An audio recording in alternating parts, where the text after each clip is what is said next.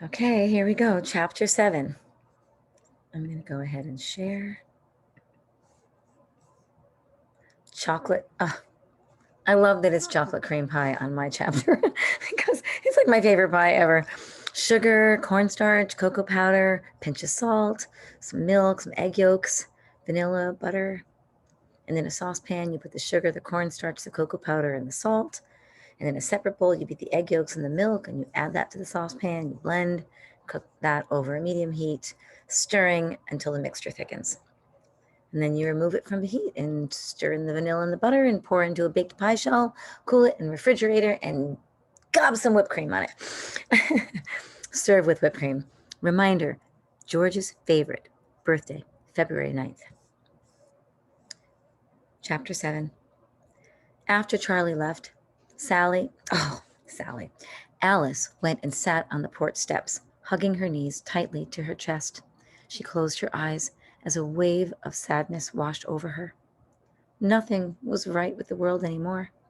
Her Aunt Polly was gone, her mother was annoyed, and now Charlie was mad at her too. She shouldn't have said what she said to him, but what was she supposed to do? Lardo had been catnapped. She was sure of it, and nobody would even listen to her. Aunt Polly had always listened. Alice remembered a time, years ago, when her aunt had asked her what she wanted to be when she grew up. Alice had said that more than anything in the world, she wanted to be a squirrel. Now, most people would have laughed, but Polly didn't. Instead, she told Alice that she would make sure to leave plenty of walnuts out on the porch during the winter months so that Alice wouldn't have to dig around in the snow when she got hungry. Alice didn't even realize that she was crying until she felt a teardrop fall on her bare leg. With her eyes closed, she began to sing. Who's gonna leave me walnuts? Who's gonna make me pie? Who's gonna love me as I am? Why did you have to die? It took a minute for it to register that the sound Alice had heard was someone clearing his throat. Erdling, standing at the bottom of the steps, staring at, oh God, lifting her head, she was mortified. Sorry, I'm butchering this. Lifting her head, she was mortified to discover Charlie Erdling standing at the bottom of the steps, staring up at her. What are you doing here? Alice asked, swiping at her hot tears with the back of her hand. I lost my shopping list, Charlie said. It must have fallen out of my pocket. Do you mind if I look around to see if I dropped it here? Go ahead, Alice said, too embarrassed to even look at him. It was bad enough that she'd been mean to him, but she could only imagine what he must think of her now that he'd heard her singing to herself about walnuts. Part of her wanted to explain, but most of her wanted to crawl under a rock and hide. Charlie quickly retraced his steps, but he didn't find the shopping list. Oh, well, he said. Hopefully Miss Girk won't kill me if I can't remember everything. He started to leave, but Alice stopped him. She could almost feel her Aunt Polly's hand on the small of her back, pushing her to step forward and say what needed to be said. I'm sorry, Alice told Charlie, for the crummy things that I said about your brain. I won't blame you if you decide to hate my guts forever. I don't hate your guts, said Charlie. I know I'm no genius, but I can't help the way I am. There's nothing wrong with the way you are, Alice said. Aunt Polly was the smartest person I've ever known, and she always used to say that Charlie Erdling has a good head on his shoulders. Yeah? Alice could tell that Charlie was pleased. And I was only teasing about Nora, she added. I mean, who would want to have a stuck-up person like that for a girlfriend anyway? Right? Right, said Charlie. I mean, good gravy, just because she looks like Penny from Sky King doesn't mean that I want to marry her or anything, you know? Alice felt a little twinge of something that she couldn't quite identify. Oh, you really think Nora Needleman looks like Penny? She asked. Well, yeah, said Charlie, but so would you if your hair was a little longer. Alice could have kissed him right then and there for saying that, except that the idea of kissing Charlie Erdling, or any other boy for that matter, made her kind of want to throw up. Good luck with Miss Girk, she said. Yeah, thanks, said Charlie. And he got on his bike and he rode off again toward the A&P, only this time he turned around and waved before he sailed around the corner and out of sight. It was not long after this that Alice noted the folded up piece of paper wedged between two boards of the porch steps she'd been sitting on. It was Charlie's shopping list. Alice unfolded it and began to read what he had written. 1 box of Band-Aids, 1 can vegetable shortening, 1 bag sand. The handwriting was terrible, and Charlie hadn't been kidding when he said that he wasn't very good at spelling. Alice started to refold the paper when the fourth and final item on the list caught her eye. 1 dozen cans sardines. Suddenly, everything fell into place, and Alice knew for sure that her hunch had been right. Charlie was just leaving the A&P when Alice arrived, breathless from having ridden her bike like the wind to catch up with him. "What are you doing here?" Charlie asked when he saw her. Alice was panting so hard she couldn't breathe, so she handed Charlie the shopping list. "Gee," he said, "it sure was nice of you to come all this way to bring it to me." He unfolded the paper and ran his finger down the items on the list. "Well, let me see. I remember to get the Band-Aids, and I remember to get the vegetable shortening. Drat, I forgot about the sand. It's too late to go to the hardware store now. I'll have to do it tomorrow." "Well, what about the sardines?" Alice asked, finally having caught her breath. "Got 'em," said Charlie, holding up the paper bag of groceries. "No, I mean, what about the sardines?" she said. "What about them?" Charlie asked. "Who do you know who likes sardines?" "Well, obviously Mrs. Girk does," he said, Charlie. "Otherwise, why would she want 12 cans of them?" "Good question," Alice said. "And you know what I think? I think the reason Miss Girk needs all those sardines is because she's the one who catnapped Lardo." "Miss Girk?" said Charlie incredulously. "The clues are all right there on the shopping list." Alice told him, and she began ticking things off on her fingers. "She needs sand for his litter box, and the Band-Aids are for the scratches that Lardo probably gave her when she snatched him." What about the vegetable shortening?" asked Charlie. "What's that supposed to be for?" "That's the most important clue of all," Alice told him. "The reason she needs vegetable shortening is because she's making a pie." Charlie scratched his head. "Well, why would Mrs. Girk have to steal your auntie's cat if she wants to make a pie? I mean, everybody and their uncle has been making pies around here lately, and none of them had to steal a cat to do it." "It's not the cat she needs. It's the pie crust recipe.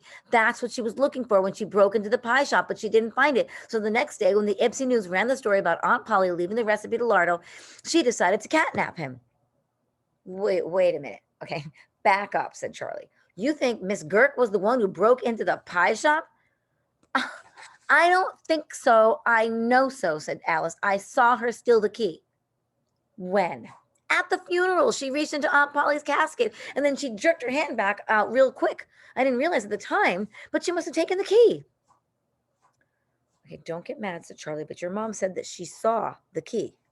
"That's because she did see the key. It was there when she looked at Aunt Polly. But by the time I looked at her, Miss Girk had already stolen it." "Good gravy," said Charlie. "Are you sure?" "Come on," Alice said. "I'll prove it." Even though Charlie was not completely convinced, he allowed Alice to talk him into letting her follow him to Miss Girk's house. On the way, her bicycle chain slipped off and the pedals began to spin around without catching hold. Charlie heard the clattering and circled back around to help. Watching him work with the greasy chain, Alice understood why his fingernails looked the way they did. "What if Mrs. Girk catches us snooping around?" Charlie asked nervously. "She might get really steamed." "Don't worry," said Alice. "She's not going to catch us." When they got to Miss Girk's house, they found her car parked in the driveway. It was clear from the dripping garden hose and the bucket of soapy water standing beside it that it had been recently washed. The big green car gleamed like a lizard basking in the sun. Charlie and Alice stashed their bikes in the bushes. "Are you scared?" asked Charlie. I mean, you've heard the stories, right?" Well, there were a lot of rumors that had been passed around school over the years about Miss Girk and the reason that she wore such loose-fitting clothes. One of the most popular stories was that she was hiding the mummified body of a kid who'd been tardy to school one too many times. Alice tried not to think about that as she drove headfirst into a bank of holly that ran along the front of Miss Girk's house. A minute later, Charlie joined her. "Next time, let's pick a bush without prickers," he whispered, wincing as he pulled off a spiky holly leaf that was stuck to one of his palms. "Okay, what do we do now?" "Let's peek in the window. If we see any sign of Lardo, we'll go straight to the police," Alice whispered back.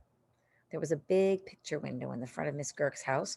Charlie and Alice crawled on their bellies, commando style, across the lawn until they were situated just beneath it. "Ready?" asked Alice. Charlie nodded, and slowly they rose up until their noses were resting on the sill. You see anything?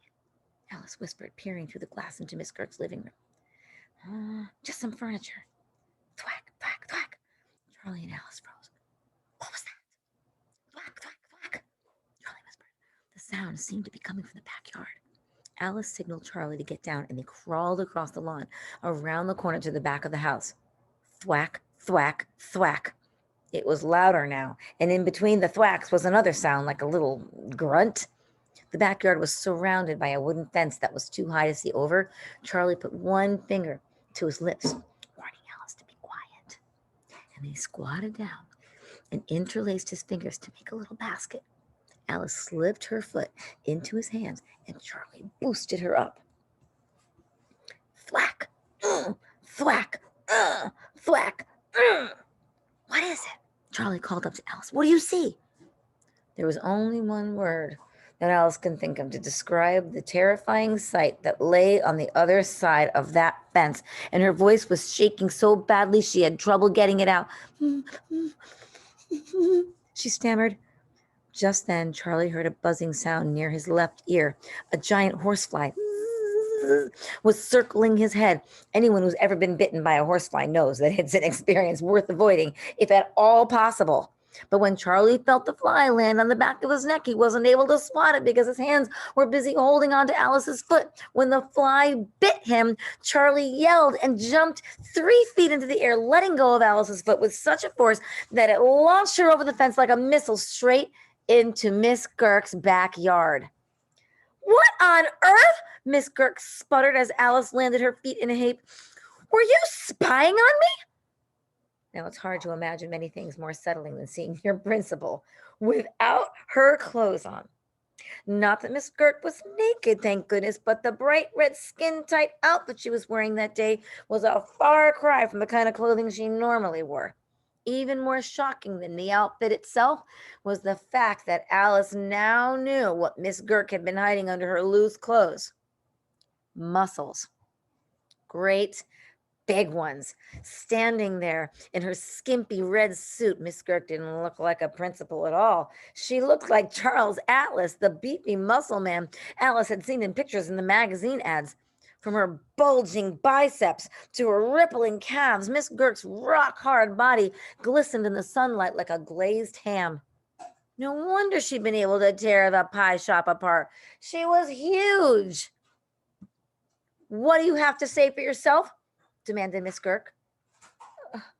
Alice was speechless. She had come there to accuse Miss Girk of catnapping Larda, but looking at those giant muscles, all she could think about was Aunt Polly's couch cushions with all the stuffing yanked out. Alice hoped that she wasn't about to meet the same fate as those poor pillows. Well, said Miss Girk, let's have it. Ding dong! The doorbell chimed from inside the house, and Alice breathed a huge sigh of relief. Whoever it was, Alice would explain everything to them. The police would come and take Miss Girk off to jail, and then Alice would bring Lardo home and spend the rest of her life trying to forget the horrifying sight of Miss Girk in that stretchy outfit. Don't move, Miss Girk told Alice. And then she reached for her robe, which was hanging over the back of a chair, slipped it on, and went to answer the door. A minute later, Alice heard Charlie's voice coming from inside the house. Here you go, Miss Girk, he shouted. I got the groceries you asked for. Put the bag on the table over there, Miss Girk instructed, and there's no need to shout, young man. I'm not deaf. Charlie wasn't shouting for Miss Girk's benefit. He was trying to let Alice know that he hadn't abandoned her. After all, it was his fault that she'd ended up on the wrong side of the fence. Is everything okay? Charlie shouted. Don't be shy. Speak right up. Alice wanted to run inside or call out to Charlie to get the police, but she was afraid it would make Miss Girk even madder. I don't know what's gotten into you today, Charles, said Miss Girk. You're certainly behaving strangely. May I just say that is a very lovely robe you're wearing today, Miss Girk, Charlie shouted. The color really brings out the blue in your eyes, and the material is so, well, nubby. I think it would be a good word to describe it. Don't you? Alice couldn't imagine why Charlie was babbling on about Miss Girk's bathrobe until it dawned on her that he might be trying to distract Miss Girk to give Alice time to escape. Sky King himself would have been proud of that plan. So, looking around for something to stand on, Alice spied a folding aluminum chair and quickly dragged it over to the fence. But when she climbed up on it, her feet immediately slipped through the plastic webbing and the chair toppled over, taking Alice along with it, making a terrible clatter in the process. Did I mention that I forgot to bring the sand? Charlie asked, shouting even louder now in an attempt to try and cover up the racket that Alice was making. What on earth is the matter with you? Miss Girk cried. Charlie was running out of ideas, so he decided it was time to come clean. Look, I didn't mean to do it, Miss Girk, he said. A horsefly bit my neck, and the next thing I knew, Alice was flying over your fence. Oh, said Miss Girk. So you and your little girlfriend were in cahoots. Well, I don't know what cahoots means, and Alice is not my girlfriend, but I'm the one who threw her over the fence. So if you're going to turn one of us into a mummy, it ought to be me. Alice, who was still hopelessly tangled up in the chair, was beginning to panic. Nobody knew where she was, and clearly the police weren't on the way. Charlie had done his best, but now it was time for her to step up to the plate. So she did the only thing that she could think of to do. She screamed. The minute Miss Girk heard Alice screaming, she raced for the door with Charlie at her heels. As they barreled out of the house into the backyard, visions of mummies and violated couch cushions flashed before Alice's eyes, and she screamed even louder. Miss Girk bounded down the steps, reaching for Alice with her massive arms, but the belt of the robe got caught on the door handle, yanking her backward like a dog on a leash. When she tried to pull herself free, oh dear, the robe fell open, revealing her gigantic muscles to Charlie for the first time. His eyes practically popped out of their sockets as he took in the sight of Miss Girk in her skimpy red suit. Then a strange sensation came over her, like somebody popped a fizzy into his head and carbonated his brain. Good gravy, Miss Girk, said Charlie. You look exactly like. But before he could finish his sentence, everything went black. Oh no. Oh no, I hate that. Okay, I guess that's all for today, folks. I hope you have a lovely, beautiful day.